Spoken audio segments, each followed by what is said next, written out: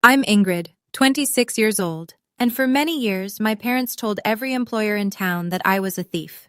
For 2 years I couldn't get hired anywhere in my town, not because I lacked qualifications. I graduated with a 3.9 GPA in accounting.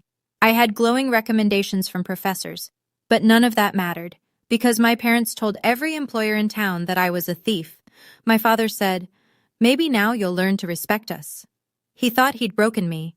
He thought 2 years of rejection, 2 years of watching me scrub hotel toilets while he laughed, would bring me crawling back. He didn't know about the envelope. He didn't know what my grandmother had done 15 years ago, or why the CEO of Mercer Holdings was waiting for me. Before I continue, if you find this story worth hearing, please take a moment to like and subscribe, but only if you genuinely connect with what I'm sharing. And drop a comment telling me where you're watching from and what time it is there. I'd love to know. Now, let me take you back 2 years, to the day I discovered what my own parents had done to me. The Thornton family looked perfect from the outside. My father, Gerald Thornton, owned the largest construction company in our county.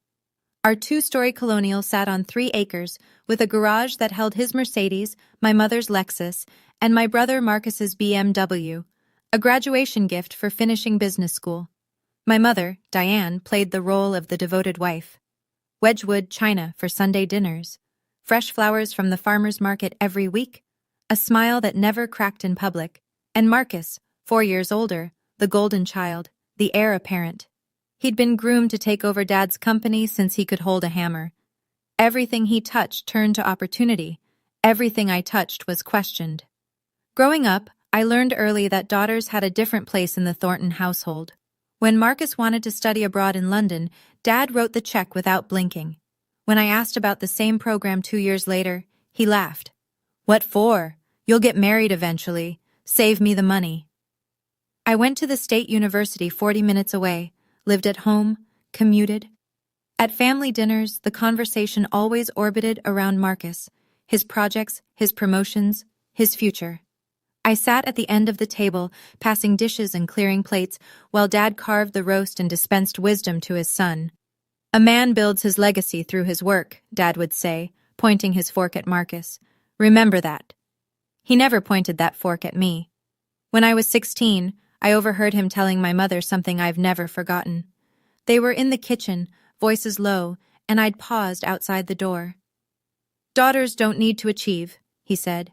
"They need to learn how to keep a home. Ingrid will marry well. That's her job." I stood there in the hallway, frozen. That was the first time I understood. In my father's eyes, I wasn't a person with dreams. I was an asset to be managed.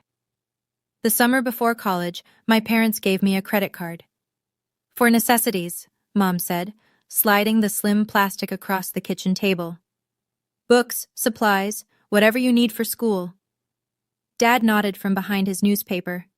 "Don't go crazy. But you're covered." I was 18, eager to prove I could be responsible. I used the card exactly as intended: textbooks for my accounting courses, a second-hand laptop from the campus tech sale, notebooks, calculators. Nothing frivolous. The total over 3 months came to $1,200. When the statement arrived, Dad exploded. I remember the dining room, the chandelier above us, the way Mom's face went pale as Dad slammed the paper on the table. $1,200? He was standing now, veins visible in his neck. "Who gave you permission to spend this much?" "You did," I said, my voice smaller than I wanted it to be. "You said it was for school supplies."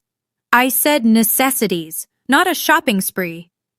"Gerald," Mom murmured, "the books were expensive this semester."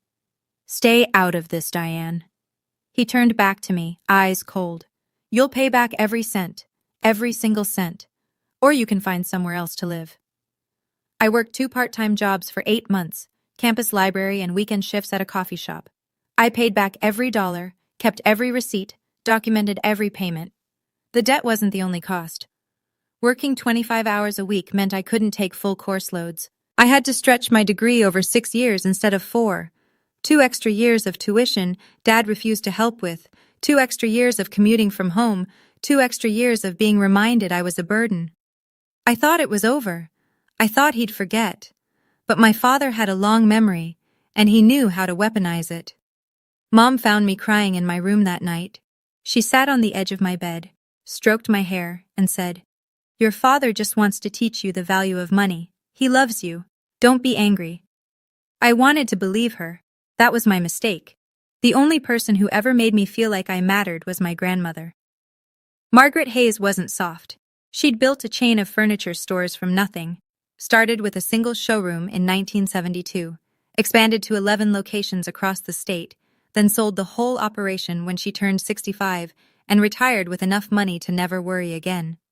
She was sharp, practical, and she saw things other people missed, including what was happening in her daughter's marriage. I spent summers with Grandma Margaret when I was young. Her house smelled like lavender and old books. She taught me to read financial statements before I was 12, showed me how compound interest worked using her own investment portfolios. "Knowledge is freedom, Ingrid," she'd say, tapping her temple. "No one can take what's in here." She watched my father carefully during family gatherings. I noticed the way her eyes narrowed when he dismissed my opinions, the way her jaw tightened when Marcus got praised and I got ignored. One afternoon, I was 15, we were sitting on her porch watching the sunset over her garden. Out of nowhere, she took my hand. "Ingrid," she said quietly, "I want you to remember something." I looked at her. Her eyes were serious in a way I hadn't seen before. "I've already prepared for your future. When the time comes, you'll know." "Prepared what, Grandma?" She smiled, but it didn't quite reach her eyes. "Your father can't control everything. Neither can your mother. Someday you'll need help they won't give you. When that day comes, you'll be ready." I didn't understand what she meant. I was 15. I thought she was being dramatic. 3 years ago, Grandma Margaret passed away. She was 78. I didn't know then that she'd left me something far more valuable than money. She'd left me a way out.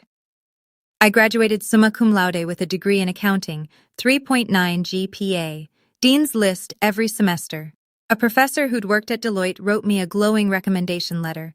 For the first time in my life, I had something that belonged to me, credentials no one could dismiss. The graduation ceremony was on a Saturday in May. I walked across the stage in my cap and gown, diploma in hand, and scanned the crowd for my family. They were there.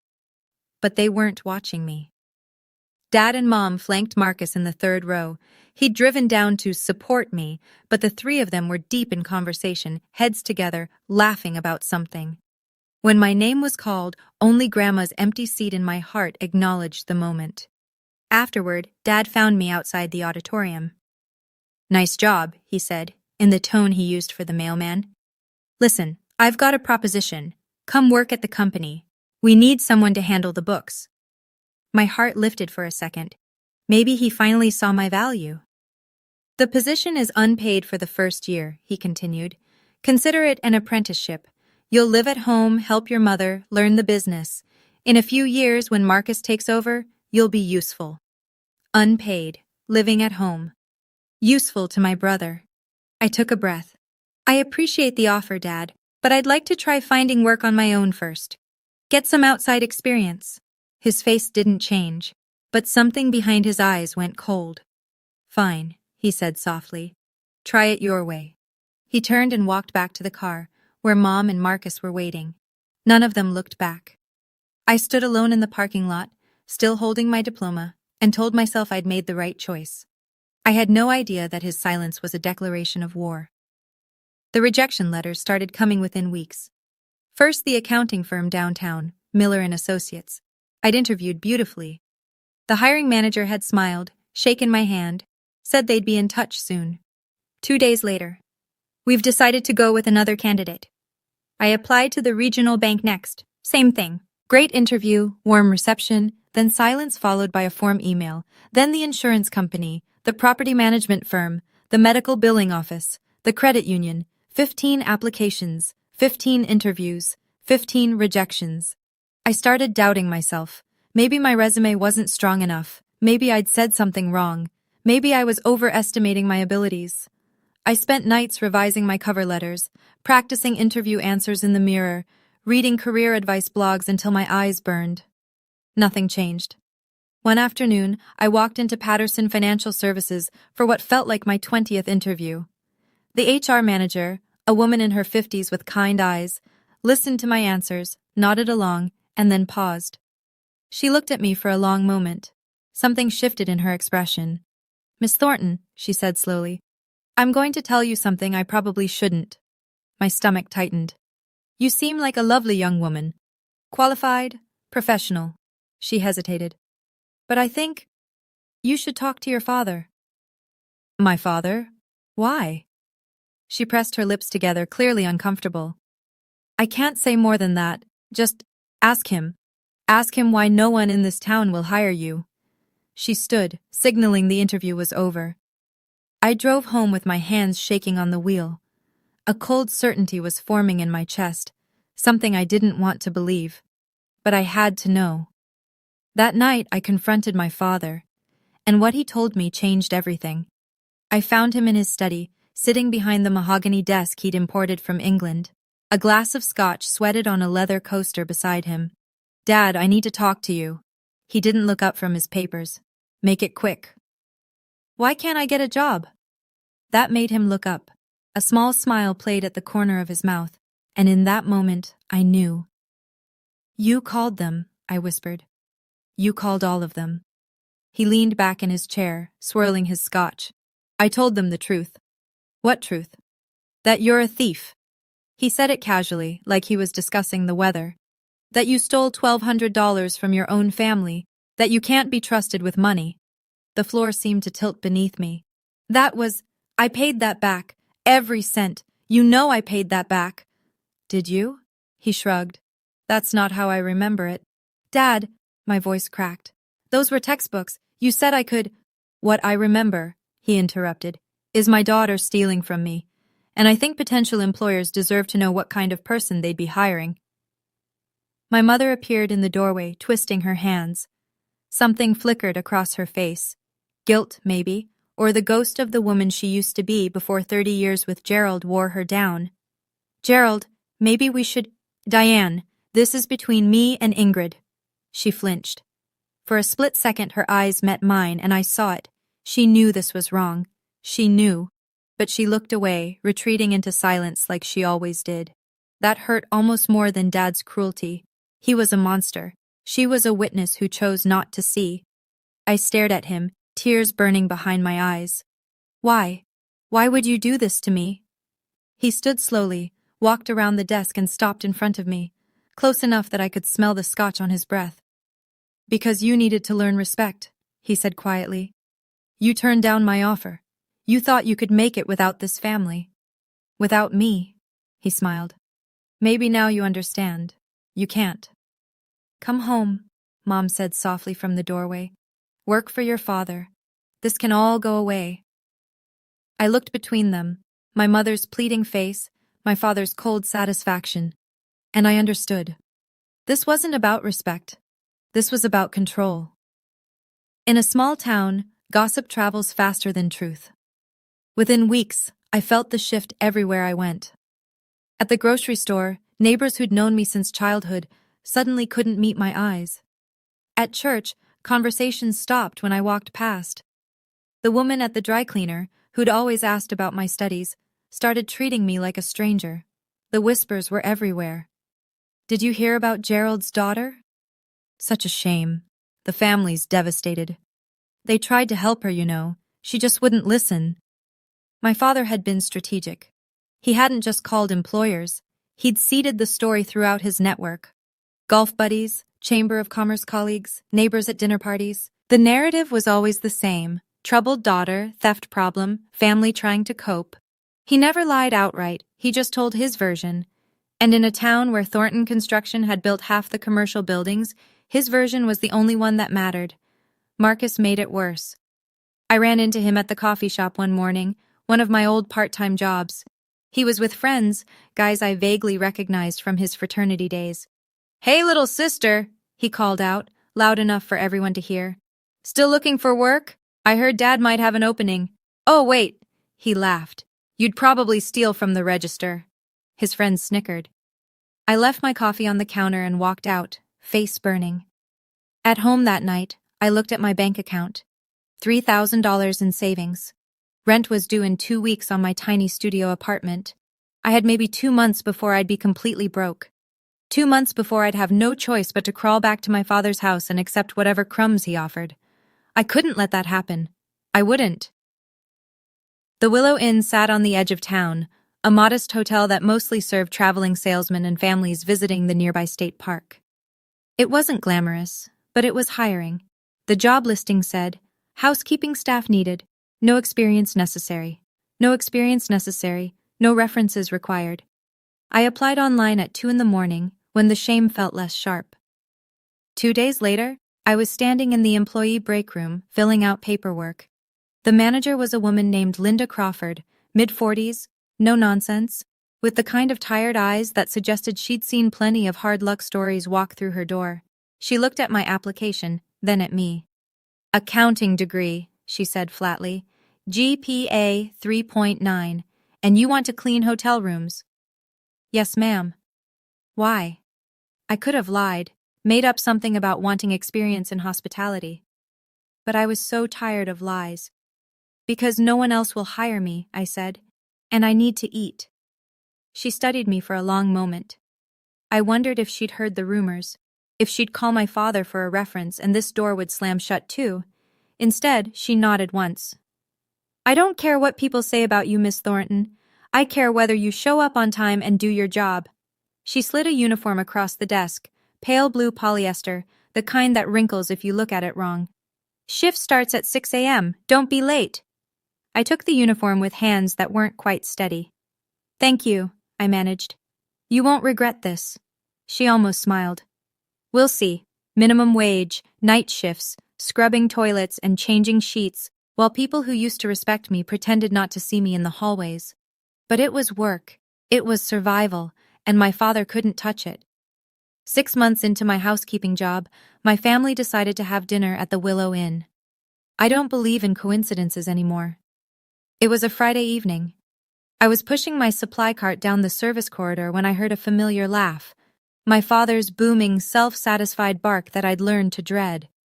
I froze, pressed myself against the wall, peeked around the corner. There they were, being seated in the hotel restaurant, Dad in his charcoal Tom Ford suit, Mom in pearls, Marcus checking his phone, bored already. The hostess was leading them to a window table, right in my sightline. I should have stayed hidden. I should have switched floors, asked another housekeeper to cover. But before I could move, my father's eyes found me. The cart, the uniform, the yellow rubber gloves on my hands. His face split into the widest grin I'd ever seen. Well, well, he nudged my mother, pointed directly at me. Diane, look, our daughter found her calling. Mom's face flickered, shame maybe, or something else I couldn't read. Marcus just laughed. Hey, Ingrid, my brother called across the restaurant, loud enough for every guest to hear. Missed a spot in room 204. Several diners turned to look. Some recognized me. I saw the whispers start. I stood there in my wrinkled polyester uniform, holding a toilet brush, while my family watched from their white tablecloth table with their crystal water glasses and their Rolex watches. My father raised his wineglass toward me in a mock toast.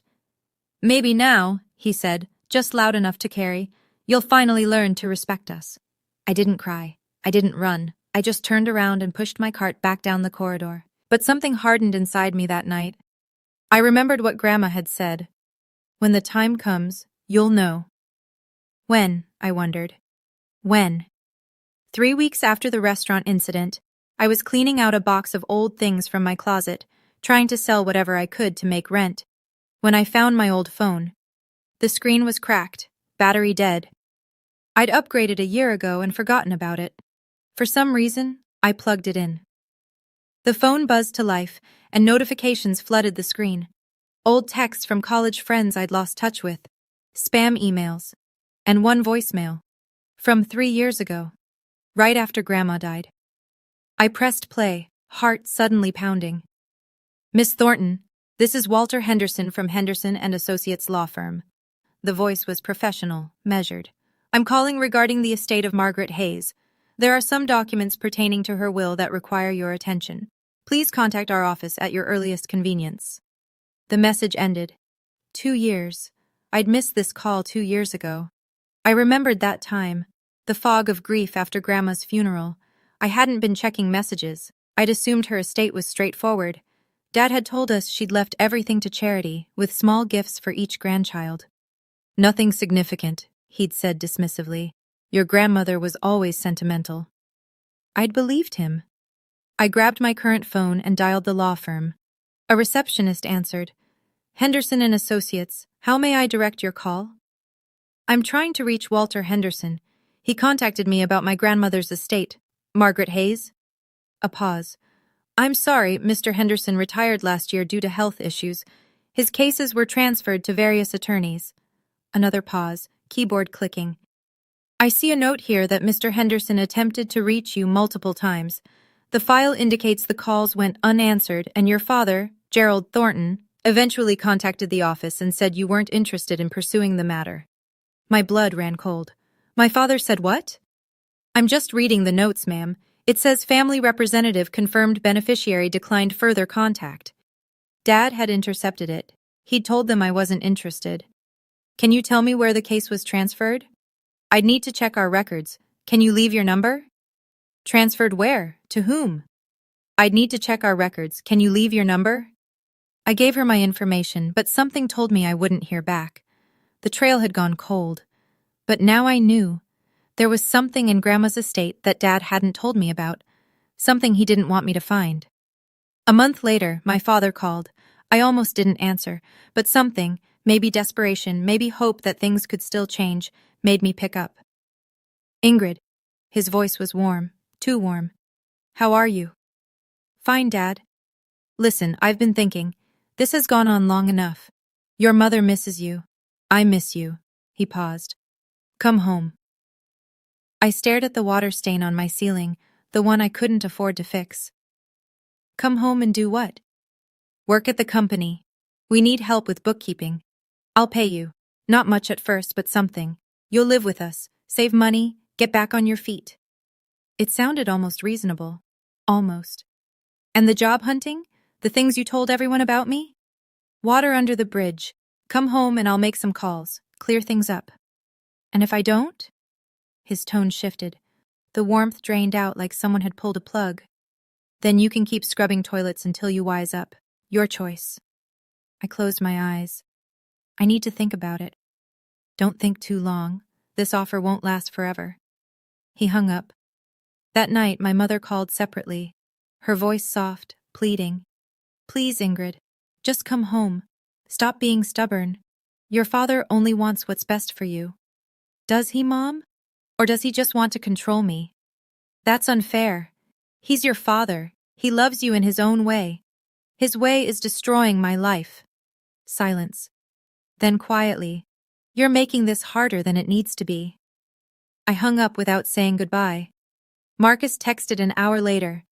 Just give up already, sis. You're embarrassing yourself and us. I didn't respond. Instead, I opened my laptop and started applying to jobs outside our town, far outside, places where the Thornton name meant nothing. I had to escape. 2 weeks later, I learned exactly what my father had planned for me. I was working the late shift at the Willow Inn, restocking supplies in the second-floor closet, when voices drifted from the restaurant below. The ventilation ducts carried sound in strange ways, a design flaw I'd learned to ignore. But then I heard my father's name, and then I heard mine. I crept closer to the vent, pressing my ear against the metal grate. Tell you, Richard, it's perfect timing. Dad's voice, jovial, confident. Your son's looking to settle down, my daughter needs stability. Merge the families, merge the businesses. Thornton Construction and Palmer Plumbing. We dominate the county. A second voice, older, gruff. She's the one who's been causing trouble? The theft thing? That's handled. She's almost ready to come home. Another few months of this, Dad laughed. And she'll agree to anything, including meeting your boy. My blood turned to ice. So what, an arranged marriage? I prefer strategic alliance, but yes, she'll do what she's told. By the time I'm done, she won't have any other options. The other man chuckled. Gerald, you're a piece of work. All right, let's talk numbers. Their conversation shifted to business details. I didn't hear any of it. I slid down the wall until I was sitting on the floor of the supply closet, surrounded by toilet paper and bleach, my heart hammering against my ribs. He wasn't just trying to control me. He was planning to sell me. A business arrangement. A merger sealed with his daughter's future. I thought about Grandma Margaret, her warning, her promise that she'd prepared something. I didn't know what she'd left me or how to find it, but I knew one thing with absolute certainty. I could not stay in this town, no matter what it cost me. I started applying to companies in cities I'd never visited, places where my father's influence couldn't reach. Chicago, Denver, Atlanta, anywhere far enough that a small-town construction company owner's gossip wouldn't matter. The rejections piled up. Some companies wanted references I couldn't provide. Others questioned the 2-year gap in my employment history. How do you explain my father sabotaged my career because I wouldn't be his unpaid servant? I tried honesty a few times. It never went well. That sounds like a complicated family situation, one HR manager said diplomatically, which was corporate speak for we don't want your drama. After weeks of nothing, I'd almost given up hope. Then the email arrived. Subject: Interview. Invitation: Mercer Holdings. I had to read it 3 times before I believed it was real. Dear Ms. Thornton, we have reviewed your application and would like to invite you for an in-person interview at our headquarters. Please note that this interview will be conducted by our CEO, Mr. Daniel Mercer, personally. This is an unusual request, but Mr. Mercer has expressed specific interest in meeting with you. Please confirm your availability. Mercer Holdings. I'd applied on a whim. They were the largest financial firm in 3 states, way above my experience level. I'd never expected a response. And the CEO wanted to meet me personally? That didn't make sense. CEOs didn't interview entry-level accountants. I almost deleted the email, convinced it was spam or some cruel joke. But something made me pause. Grandma's voice in my head. When the time comes, you'll know. I hit reply before I could talk myself out of it. Dear Sir or Madam, I'm available at your earliest convenience. 2 days later, I was on a bus to the city, wearing a second-hand navy suit I'd found at Goodwill, with $47 in my pocket and no idea what was waiting for me. The night before my interview, I stayed in a budget motel near the bus station. The room smelled like industrial cleaner and old cigarettes. The mattress sagged in the middle. But it was clean, and it was mine, and tomorrow might change everything. I hung my Goodwill suit in the bathroom, letting the steam from the shower work out the wrinkles. I polished my only pair of heels, black, scuffed at the toes, but presentable if no one looked too close. I practiced interview answers until midnight. Tell me about yourself. I graduated summa cum laude with a degree in accounting. I'm detail-oriented, hardworking, and eager to contribute to a team that values integrity. Why do you want to work at Mercer Holdings? Your company's reputation for ethical financial practices aligns with my personal values. I want to grow with an organization that does things right. Why the 2-year gap in your employment? That one I practiced 10 different ways. None of them felt right.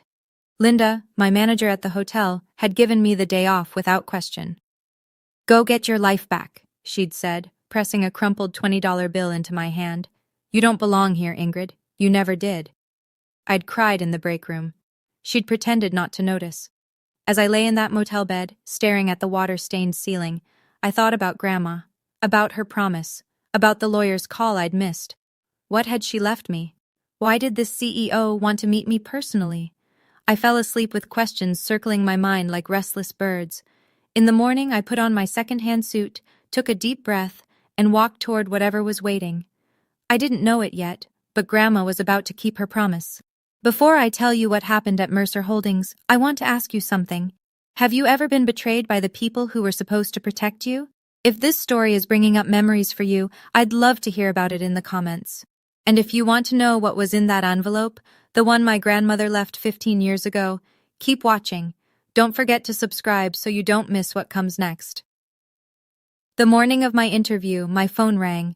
I was walking toward the Mercer Holdings building, a gleaming tower of glass and steel that made me feel very small in my Goodwill suit. When I saw the caller ID, Dad. My thumb hovered over the ignore button, but something made me answer. Ingrid. His voice was flat, cold. I hear you have an interview today. My stomach dropped. How do you know that? Marcus follows your little social media accounts. Very careless of you, tagging your location at the bus station, buying a ticket to the city. He did some digging, figured out which companies you'd applied to. I'd made one post, one cautiously optimistic Instagram story about new beginnings. I hadn't mentioned Mercer Holdings by name, but I'd tagged the bus station. Marcus must have checked which financial firms were in that city, cross-referenced with job postings. Stupid. So stupid. It doesn't matter, Dad. This is none of your... I know people in finance, Ingrid. The industry is smaller than you think. He let that hang in the air. One phone call. That's all it takes. You wouldn't? Try me. Or better yet, come home now and stop this foolishness. Last chance. I was standing on the sidewalk, 50 feet from the building that might save my life, and my father was trying to burn it down from 300 miles away. My phone buzzed. A text from Marcus. You're done, sis. Dad already called them. Enjoy the bus ride home. My hands were shaking so badly I almost dropped the phone. I looked up at the Mercer Holdings tower. 26 floors of glass reflecting the morning sun. Maybe he'd already poisoned this well, too. Maybe I was walking into another rejection. Another door slammed in my face. But I'd come too far to turn back. I silenced my phone, straightened my second-hand suit, and walked through the front door. Whatever was waiting for me, I'd face it standing up. The lobby of Mercer Holdings was everything my life wasn't. Marble floors polished to a mirror shine, a 3-story atrium with modern art installations suspended from cables. Men and women in designer suits crossing purposefully toward elevators, their heels clicking in sharp rhythms.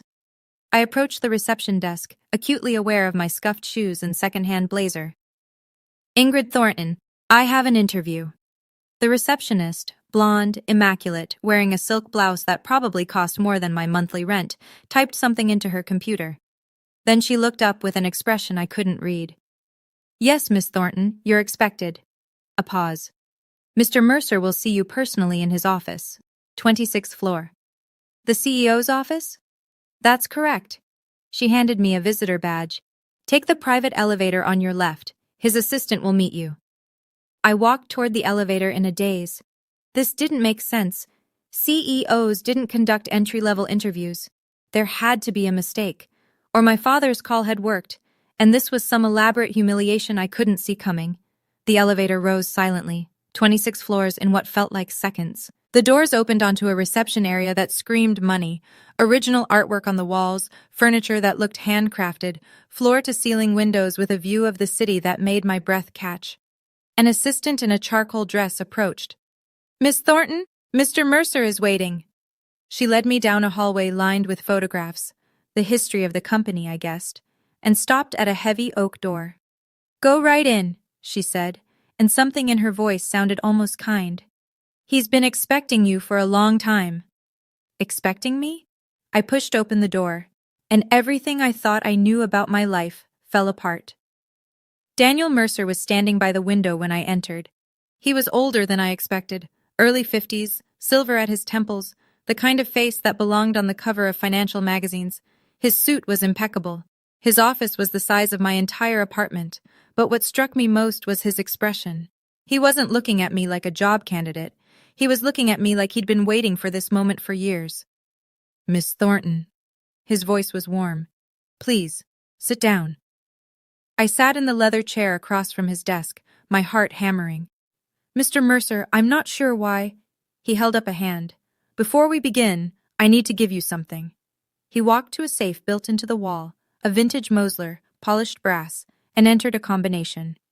This should explain everything. He pulled out a yellowed envelope. I couldn't move. The envelope was thick, sealed with wax that had aged to amber. On the front, in handwriting I would recognize anywhere, were the words, only to be opened when Margaret Hayes has passed away and her granddaughter Ingrid Thornton comes for an interview at Mercer Holdings. The date beneath it, 15 years ago. I was 11 when she wrote this. Your grandmother, Daniel said softly, placing it in my trembling hands, was the first person who ever believed in me. 20 years ago, I was nobody. A kid with a business plan and no money.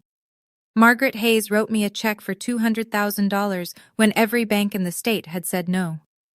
She made me promise one thing, he continued. She said, "Someday a young woman named Ingrid Thornton will need a job. She might apply to your company. When she does, and she will, give her this envelope." I set up a flag in our HR system 15 years ago. Your name, your social security number. The moment your application came through, I was notified. 15 years. He'd been waiting 15 years for an application that might never come. Tears were blurring my vision. She told me, "Someday my granddaughter will need a safe place. When she comes to you, and she will, give her this." I didn't understand then. He paused. "I understand now." "Grandma," I whispered, staring at the envelope. She'd known. 15 years ago she'd known. My hands wouldn't stop shaking as I broke the wax seal. Daniel stepped back, giving me space. The office was silent except for the soft rustle of old paper. Inside were 3 items. First, a letter, handwritten on cream-colored stationery, Grandma's elegant script flowing across the pages. Second, a certificate, official, notarized, bearing the Mercer Holdings logo and a date from 20 years ago. I scanned the text and felt the room tilt. Certificate of stock ownership, Ingrid Marie Thornton. Shares, 8% founding stake. Mercer Holdings, LLC. I read it twice. 3 times. "I don't understand," I whispered. Daniel pulled up a chair beside me. "When your grandmother invested in my company, she didn't want the shares in her name. She put them in trust for you, her then 6-year-old granddaughter. Legally, irrevocably yours." "But why didn't anyone tell me?" "The trust was structured to remain silent until either Margaret passed away or you came to this company seeking employment, whichever came first. She designed it that way." He paused. "She wanted to make sure no one could take it from you, not even your father." The third item, a small leather journal, its pages yellowed and soft with age. I opened it. Inside were notes, dates and observations spanning decades. October 1998. Gerald screamed at Diane about household spending. Diane cried for 2 hours. March 2002. Gerald refused to pay for Ingrid's piano lessons, called them a waste of money for a girl. June 2008. Gerald forbade Ingrid from applying to out-of-state colleges. Women don't need fancy degrees. Page after page, she'd been watching, documenting, preparing. "Your grandmother knew," Daniel said quietly, "exactly what kind of man your father is. She couldn't stop him directly, so she built you an escape route." I was crying now, couldn't stop. She'd loved me this much. Daniel offered me a glass of water and stepped outside to give me privacy. I sat alone in his office, holding my grandmother's letter like it was made of glass. "My dearest Ingrid, if you're reading this, then I've left this world and you found your way here. I'm sorry I couldn't be there to give you this myself. I want you to understand why I did what I did. I watched your mother marry Gerald Thornton. I saw the signs from the beginning, the control, the cruelty disguised as discipline, the way he diminished everyone around him to feel powerful. I begged Diane to leave. She refused. She believed she could fix him. I couldn't save my daughter, but I swore I would save you. From the moment you were born, I saw something in you. A spark Gerald couldn't extinguish. You questioned him. You dreamed beyond his walls. And I knew with absolute certainty that one day he would try to break you for it. So I built you an insurance policy." Daniel Mercer was a young man with a vision when I invested in his company. "I put those shares in your name because I knew that Gerald would one day try to trap you, and I wanted you to have a door he couldn't close. By now, those shares are worth more than enough to build your own life. Use them wisely. Build something that belongs to you. And remember this, sweet girl. You don't owe anyone your obedience, not even family, especially not family that treats love like a leash. I am so proud of the woman you've become. Even if I can't see it, I know it's true. Live free, Ingrid. That's all I ever wanted for you. All my love, forever, Grandma." I pressed the letter to my chest and wept. When Daniel returned, I had composed myself. Mostly. My eyes were red, my mascara was ruined, but something inside me felt lighter than it had in years. "I have to tell you something," he said, settling back into his chair. Your father called me this morning. I went cold. What did he say? The same thing he's apparently told everyone, that you're a thief, that you stole from your family, that I shouldn't trust you. Daniel's expression remained neutral, but I saw something flash in his eyes. He was very confident, very persuasive. And you? I listened. He folded his hands. And then I looked at the journal your grandmother left, at her documentation of his behavior spanning 30 years. He met my gaze. And then I looked at the certificate that proves you own 8% of my company. I stared at him. Miss Thornton, Ingrid, your father just tried to slander a shareholder of Mercer Holdings, one of our founding stakeholders, in fact. A small smile crossed his face. I don't think he's accustomed to that kind of miscalculation. He doesn't know, I whispered, about the shares, about any of this. No, your grandmother was very specific about that. The trust was sealed. Your name doesn't appear in any public filings. It's held through a legal entity. There was no way for him to discover it.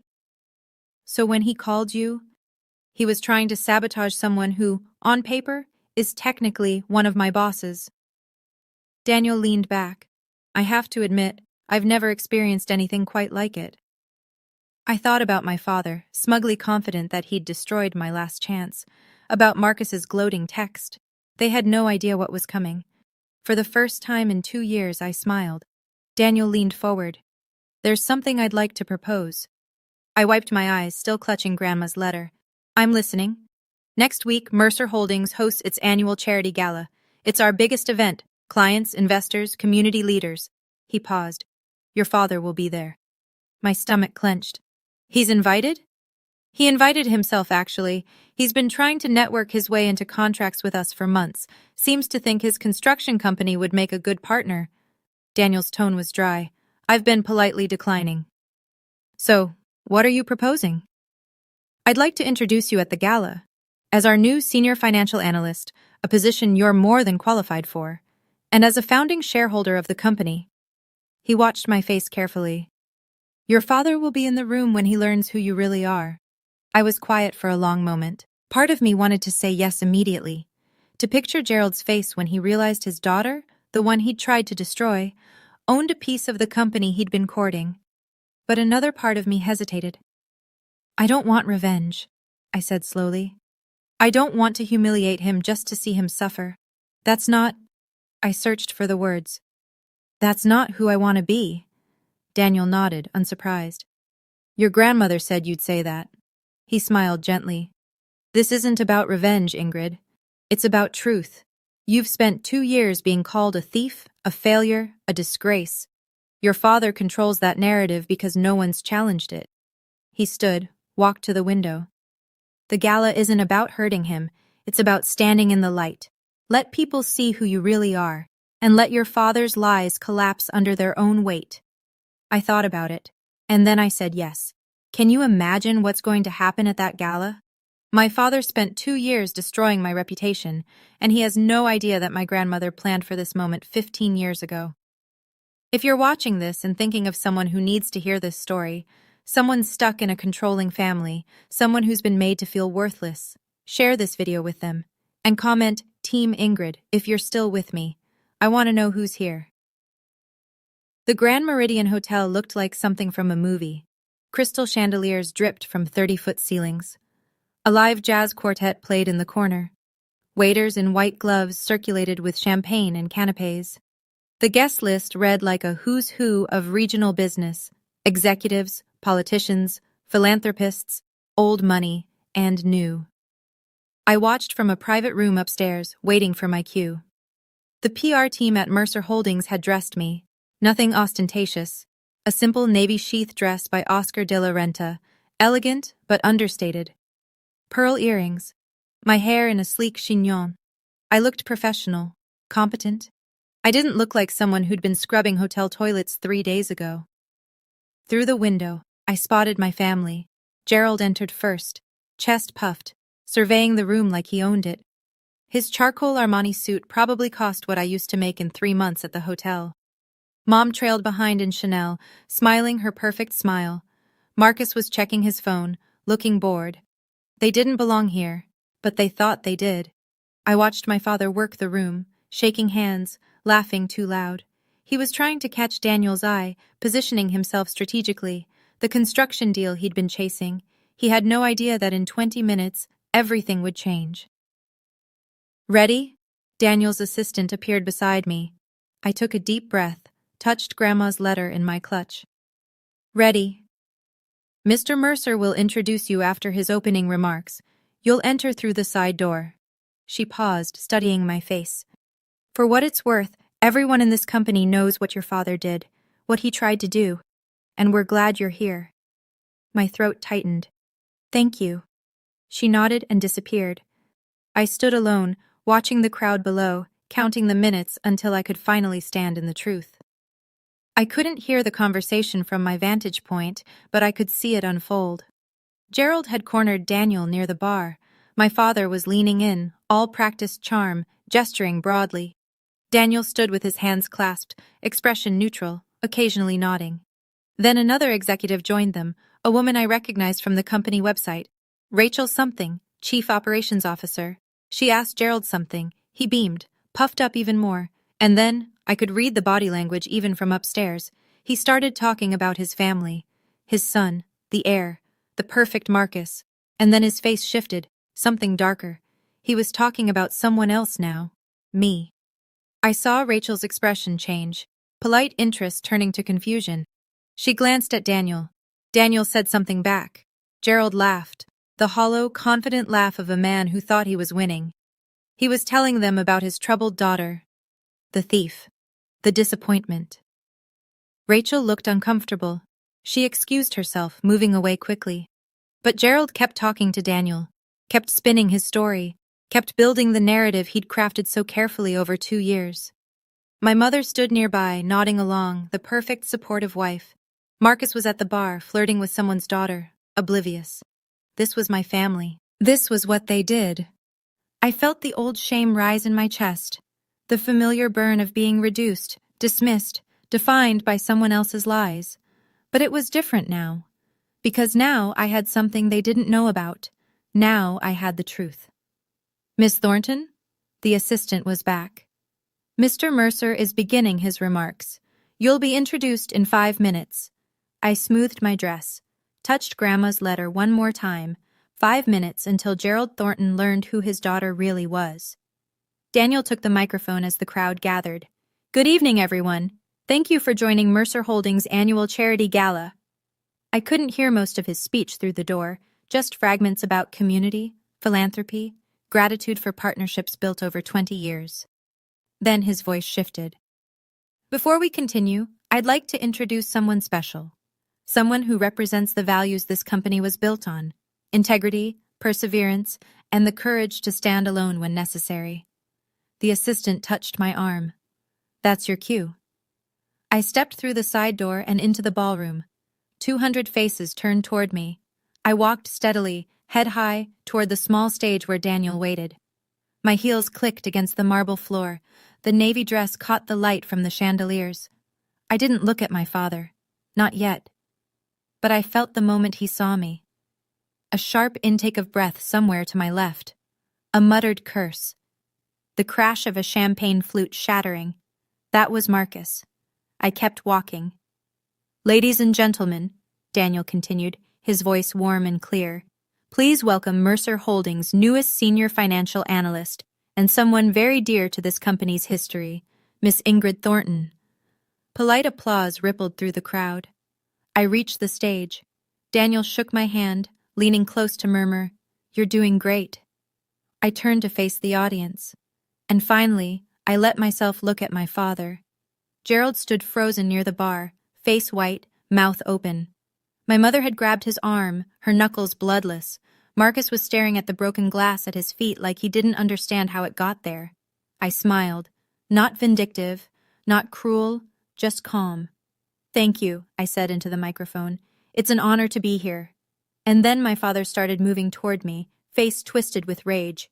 "Ingrid!" My father's voice cut through the murmur of the crowd. He pushed past a waiter, nearly knocking a tray of champagne to the floor. "What the hell do you think you're doing here?" The room went quiet. 200 people watched Gerald Thornton storm toward the stage, his face mottled with fury. Security, he barked, looking around wildly. Someone get security. This woman shouldn't be here. Daniel stepped forward, his voice calm but carrying.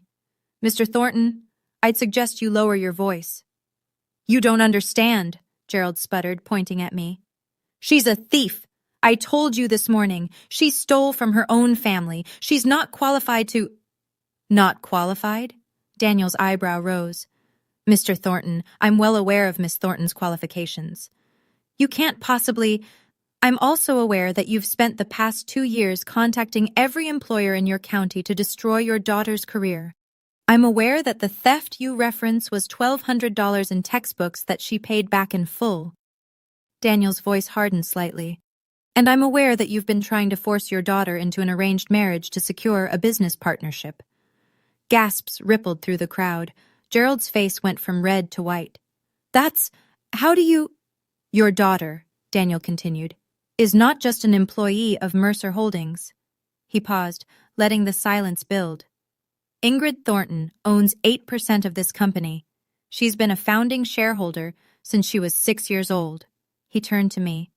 Her grandmother, Margaret Hayes, invested in this company before anyone else believed in it, and she put those shares in Ingrid's name to protect her from people exactly like you. The room erupted in whispers. I looked at my father. His mouth opened, closed, opened again. No sound came out. My father found his voice. This is a scam, he shouted, looking around the room for allies. This is fraud. My mother-in-law was senile. These documents can't be— The documents have been verified by 3 independent attorneys, Daniel said calmly. Notarized, sealed, and filed with the state. There's no ambiguity, Mr. Thornton. I'll sue. Gerald was sweating now, his carefully constructed image crumbling. I'll sue this entire company for— For what? Daniel's voice was soft, but it carried. For honoring a legal investment made 20 years ago? My mother had pushed through the crowd to reach my father. Gerald! She hissed, tugging at his sleeve. Everyone is watching. Please! He shook her off violently. You!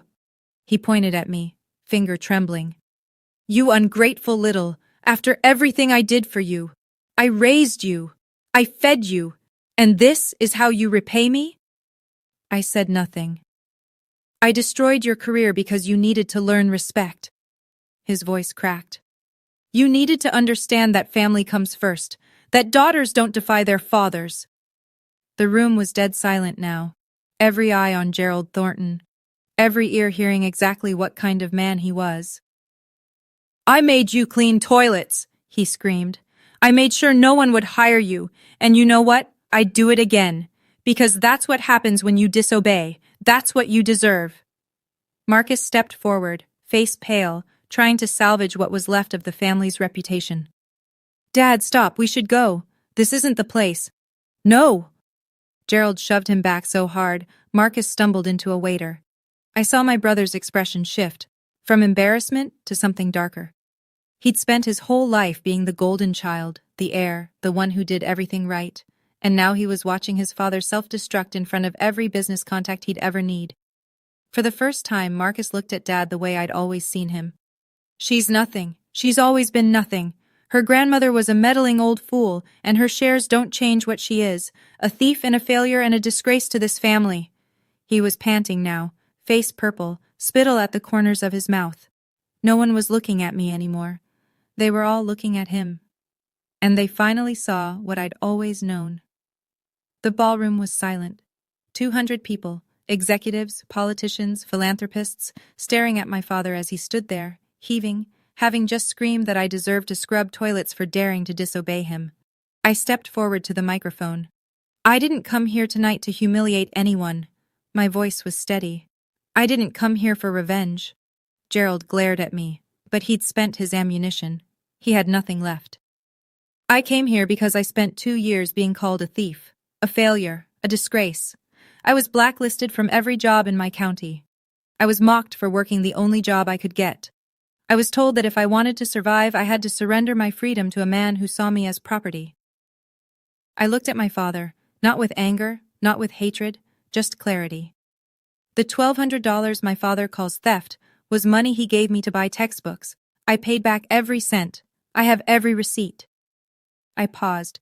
But even if I hadn't, even if I'd made a mistake, does that justify 2 years of sabotage? Does that justify trying to arrange my marriage to seal a business deal? Murmurs in the crowd. My grandmother saw what I couldn't. She knew what kind of man my father was. She couldn't save my mother, but she found a way to save me. Not with magic, not with luck, with planning, with legal documents, with love that looked ahead. I turned back to Gerald. Dad, I don't hate you, but I'm done. I'm done seeking your approval. I'm done accepting your definition of my worth. My voice didn't waver. This is my boundary. I wish you well, but I will not let you control my life anymore.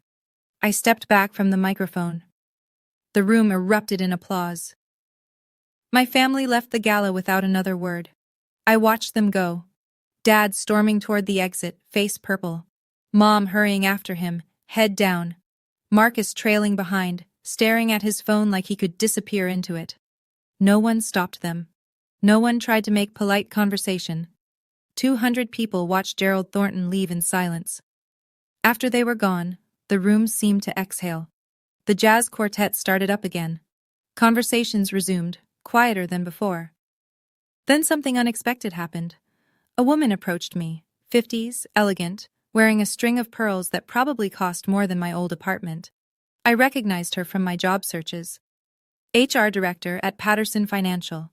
The one who'd told me to talk to my father. Miss Thornton. Her voice was soft with shame. I owe you an apology. A significant one. It's all right. It's not. She pressed a business card into my hand. When you're ready, if you're ever ready, I'd like to discuss opportunities. Real ones, without your father's interference. She moved away before I could respond. Then another person approached. Then another. Business cards, handshakes, quiet apologies. I'm so sorry, I believed. If I'd known the truth, your grandmother would be so proud. Daniel appeared at my side, a glass of sparkling water in his hand. How are you holding up? I don't know, I admitted. I think I'm still processing. He smiled gently. The shares, by the way, at current valuation, they're worth approximately $2.4 million. You'll want to meet with our legal team, but it's yours. Free and clear. 2.4 million. I couldn't even comprehend that number. Also, Daniel added, your new office will be ready Monday, if you're still interested in the analyst position. I laughed, a slightly hysterical sound. Yes, I said, I'm interested. 1 month later, my life looked completely different. I had a corner office on the 14th floor of Mercer Holdings. Not the biggest office, I was still junior in experience, but it had a window with a view of the city skyline, and my nameplate was on the door.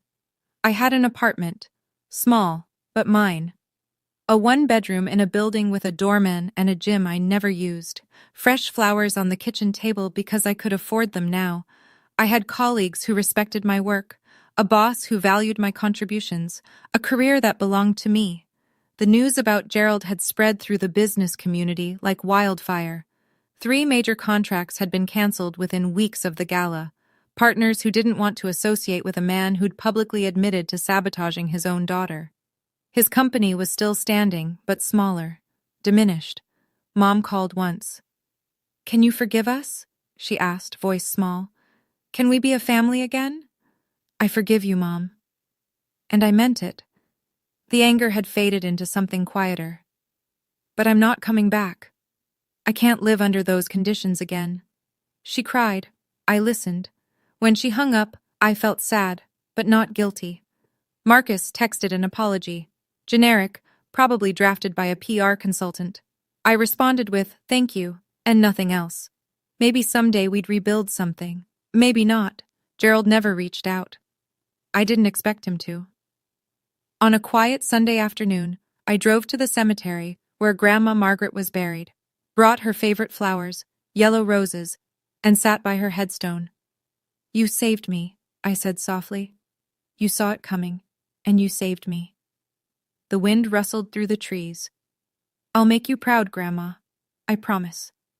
I sat there until the sun went down, feeling for the first time in years completely free. Sometimes I take out Grandma's letter and read it again. Live free, Ingrid. That's all I ever wanted for you. She couldn't have known exactly how things would unfold. She couldn't have predicted the specific cruelties my father would deploy, or the exact moment I'd reach my breaking point. But she knew the shape of it. She knew the kind of man Gerald was, the kind of trap he'd try to build. And she spent years, quietly, secretly, constructing a door he couldn't lock. That's love. Not words, not promises, action. If I've learned anything from these past 2 years, it's this. The people who truly love you protect you, not by controlling you, but by giving you options, by building foundations you can stand on, by trusting you to find your own way. And second, boundaries aren't betrayal. I spent so long feeling guilty for wanting independence, for not being the obedient daughter my father demanded. I thought something was wrong with me. There wasn't. There never was. Setting boundaries with toxic family isn't cruelty. It's survival. It's self-respect. It's the first step toward a life that belongs to you. Third, sometimes the help you need comes from unexpected places. A grandmother's foresight, a stranger's kindness, an opportunity you almost didn't take. Keep going. Even when it's dark, even when every door seems closed, somewhere, something is being prepared for you. I keep Grandma's letter in my wallet. The paper is soft now from handling, the creases worn thin. Don't let anyone control you with money. Build something that belongs to you. I'm building it, Grandma. Every day, I'm building it. And I'm finally free. That's my story. No magic. No fairy godmother appearing at the last second.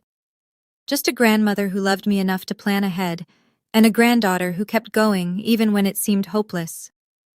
If you're watching this and you're stuck in a controlling family, or you've been made to feel worthless by people who should have protected you, I want you to know, it can get better. You can get out, but you might have to build your own door. Thank you for staying until the end. If this story meant something to you, share it with someone who needs to hear it.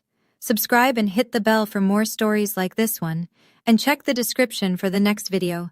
I think you'll like it. Take care of yourself. You deserve to be free.